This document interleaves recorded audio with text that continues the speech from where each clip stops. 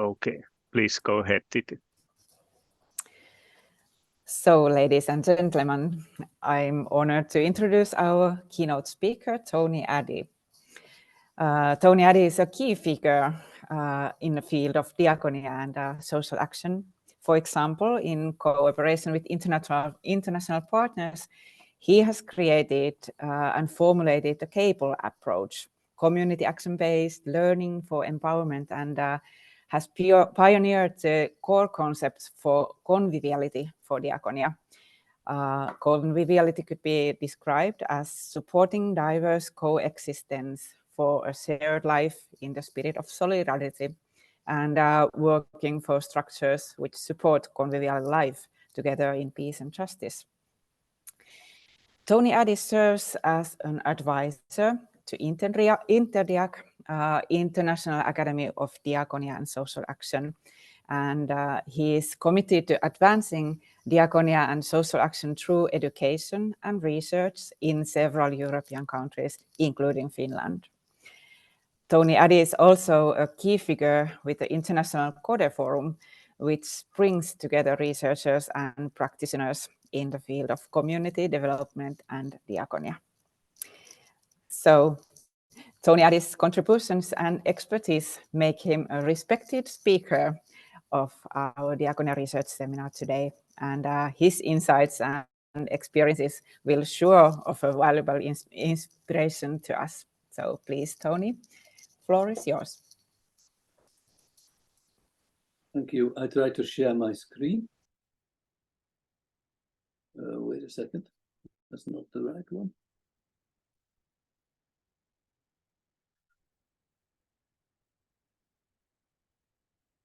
Now.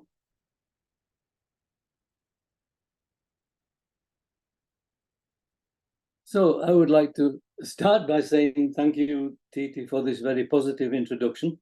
I really hope I can live up to it. And I would like to start by saying this is a very tricky subject to address with such a diverse group, because there are so many reactions to the idea of research. Some practitioners are resistant to it because they see it as an arena for specialists or university types. On the other hand, some think it's a kind of badge of honor if somebody wants to research their work. Therefore, I come to the question of boundaries. What exactly qualifies as research? Is it something for practitioners to engage with? This is only one of the boundaries that affects this field. My starting point in any case is that right now and for the past years we've been facing unprecedented changes, and those who know me know that I've been calling these changes a kind of turning point. And the first slide is a kind of selection of some elements which comprise this turning point. And these elements, which also actually affect social and diaconal workers, mean that we're moving into uncharted and contested waters. In this stormy sea, many taken for granted assumptions can no longer be counted on. Therefore, I would like to start by saying that professional practitioners are facing a complex and ambiguous situation where previously accepted practice is often either inadequate or simply ineffective. In this context, professional practice is increasingly governed by models and protocols which are based on specific outcomes or outputs. And in many cases, there's also a strict application of a time frame which is difficult to follow. This is a particular feature of project-driven social or diaconal work. But what is practice? Diaconal and social work practice is rooted in a specific context and with the specific concerns of practitioners. And actually, one of the dilemmas of the field is that the concerns of the practitioners may or may not be shared by their employers or by the funders. In my experience, practitioners tend to use tacit knowledge and only to a limited extent draw on explanatory or practice theories. There's often a gap between practical knowledge and wisdom and theoretical knowledge, a boundary that's already blurred. But if you talk to practitioners, you find out that they may be constantly analyzing their situation and reflecting on their own practice. When they work with people and groups, they are working on story and narrative and interpreting those. And they are making those interpretations with the people with whom they meet. And the analysis and interpretation that they make is often at odds with that of the systems within which they work. Practice seen in this way is a form of unrecognized research. Implicitly, practitioners are being critical of the theories and the protocols which derive from the theories which they've been taught and which they're meant to apply. The pity is that most practitioner analysis and the data on which it's based is routinely destroyed. And what is saved is rather superficial operational data. How many minutes did you spend with that client? What was the main problem? And how did you find a solution, for example? So I would like to start to build up the profile of a practitioner researcher, a person who has a commitment to practice and to research on their own practice in context. Sometimes I meet practitioner researchers, and what I find out is that they have agency. They want to make a difference. They have voice and they have passion. And maybe these motivational factors are important. Their interest in knowledge is not detached, and they want to use their research to create change. Change in their practice, change in their organization or church in which they're engaged, and change in the wider context.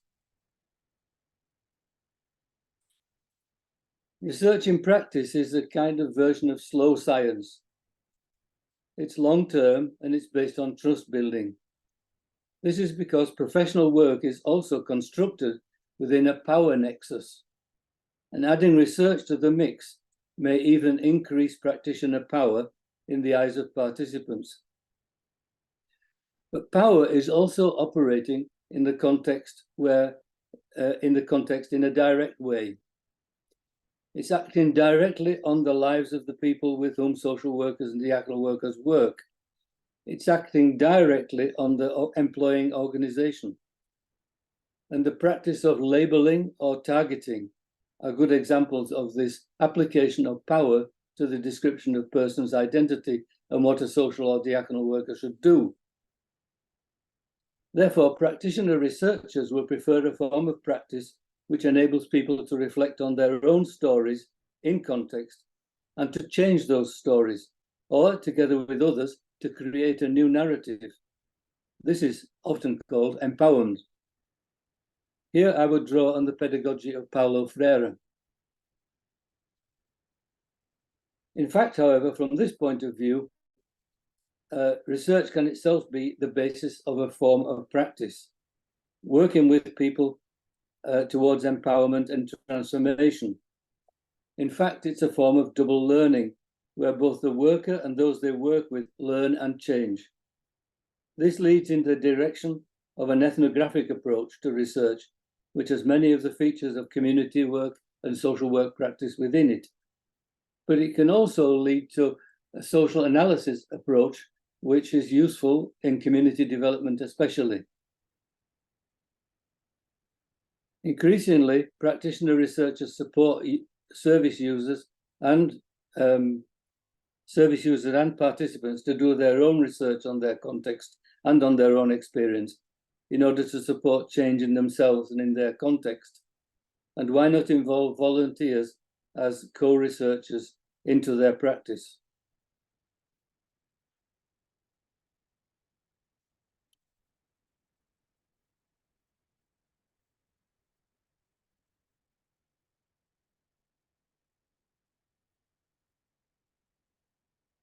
This approach to practitioner research also raises some ethical questions, and it's important that the practitioner is open with the people and the groups that they are working with, especially if the results of the research are going to be a matter of public discussion and action.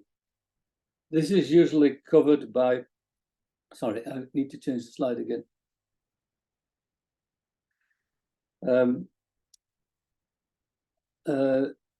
Yes, about the ethical questions which are raised by practitioner research. This is important, as I was saying, and it's very important that the practitioners open with the people and the groups they're working with, especially if the results of the research are going to be a matter of public discussion and action. In conventional research, this is covered by regulations for informed consent and confidentiality. But one advantage of practitioner research is that the analysis and interpretation of the research data can be undertaken in a participatory manner. The data is not spirited away to be handled off-site in the academy. But there are some hidden dilemmas when comparing practitioner research, which aims at support for work for change, with so-called unbiased or neutral research, which often turns out to be in service of an accepted theory or an accepted practice. I would, however, emphasize here that much research in the social and diaconal field is also critical in its orientation.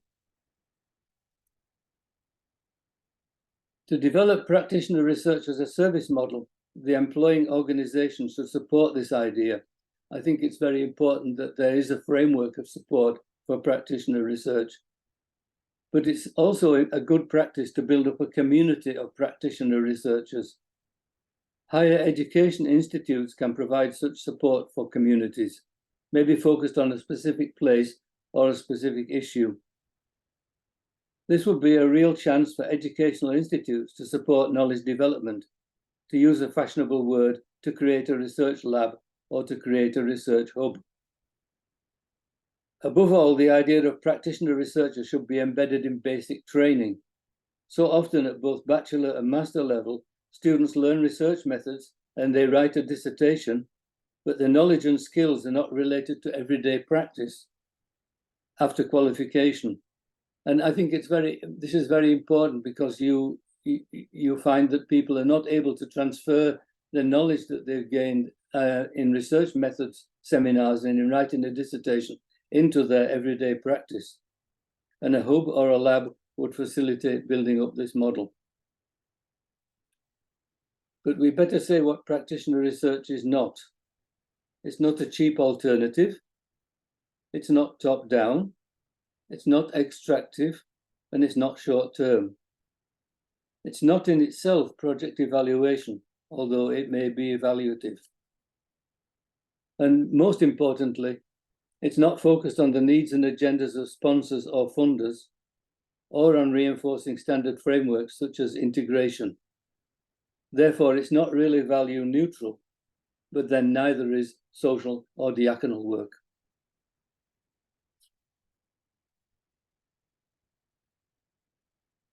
I think we are going to go into breakout rooms now. And I think I would like to suggest 4 questions that people could discuss. And then we will have a session with a little feedback afterwards. I'm not quite sure about the time frame, but these are the questions. What experience do you have of practitioner research? What are the needs for developing practitioner research in your work and in your context? What dilemmas does the idea of practitioner research need to confront? How can learning programs support the development of practitioner researchers? So these are just starting questions that you could discuss in your group.